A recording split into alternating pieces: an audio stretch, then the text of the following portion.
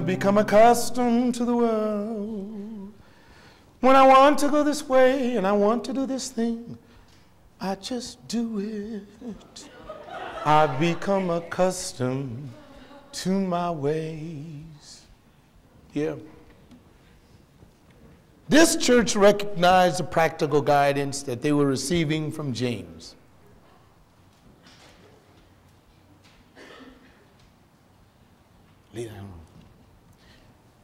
The place and date of the epistle. Jerusalem.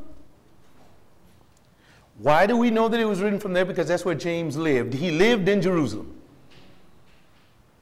Yesterday I was in a beautiful part of Southern California. Beautiful homes all up on the, out there where Hank resides. Beautiful homes all up on the hills, and I was speaking out loud.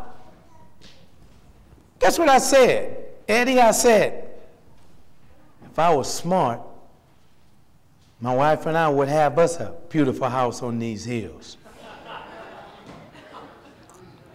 I'd be trucking into the city to talk to my people, but I'd be living out here.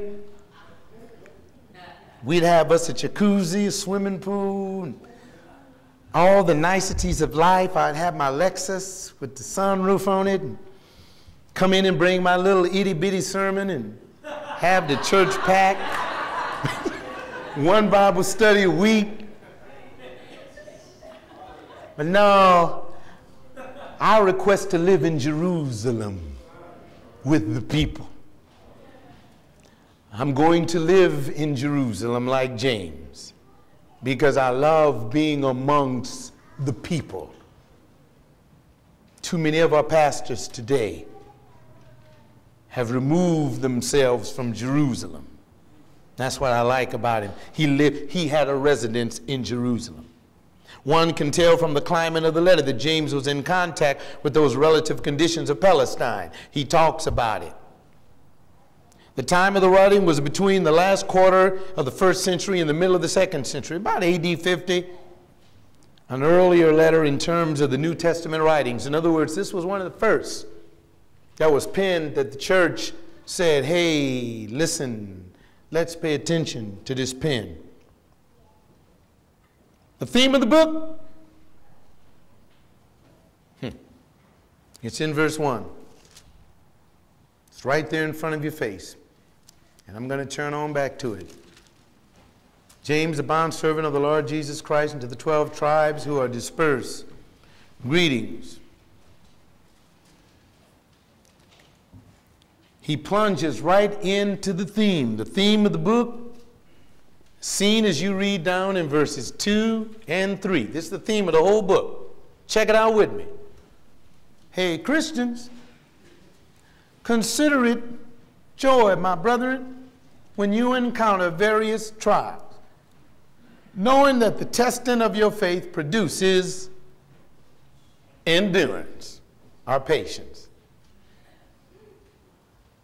Right after he gives that quick little hello there, he said, we're going to jump right into what I'm writing you about. Let's deal with your tension. So let's get into the first part, which would really point to the outline, the trials of the believer, as seen in James chapter 1, verses 2 through 12. You can just mark that down in your outline. I'm not going to read all the verses because definitely we may not even get out of verse 4. And so I'm not even thinking about going all those verses. The whole theme of that is the testing of your faith. Every day of your life, every experience you come into, every contact with human beings in the world is a test of your Christian faith. That's why I wrote this book. He said, oh, you think God has saved you because he wants you in a rose garden. No, Christian, you're running for your life. You've only just begun. Yeah, that's what he said. James calls upon his readers to develop the proper attitude towards the trial in verses 2 through 4. He says you all need to develop the right kind of attitude when stuff happens. I told you he was very Hellenistic last week. See, he didn't play with it. He didn't lead up to it. He didn't gently. Well, now what do we want? He said, "Oh, you going through hell. Now how you going to react while going through the hell?"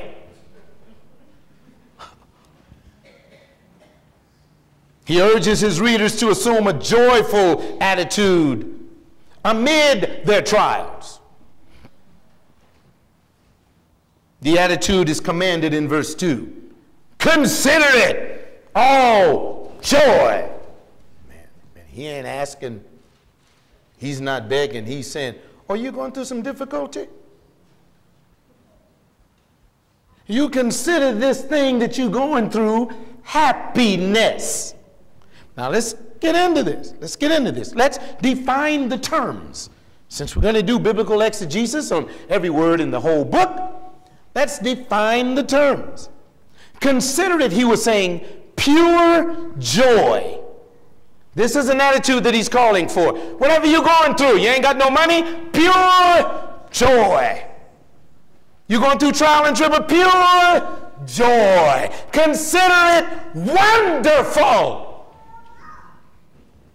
Remember, he ain't talking to no sinner. He said, oh, you having difficulty with people? Pure joy.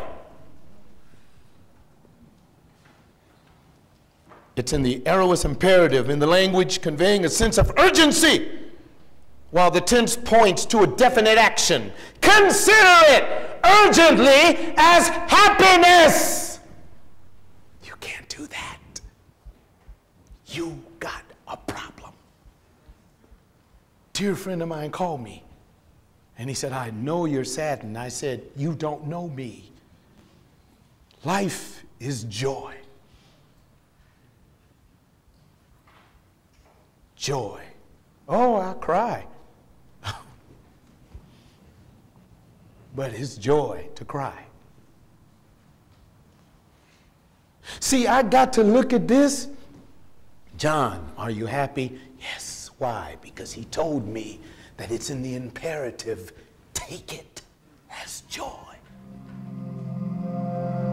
John, you're being far removed. Take it as joy. Oh, man. When it gets, hey, listen, difficulties in your home,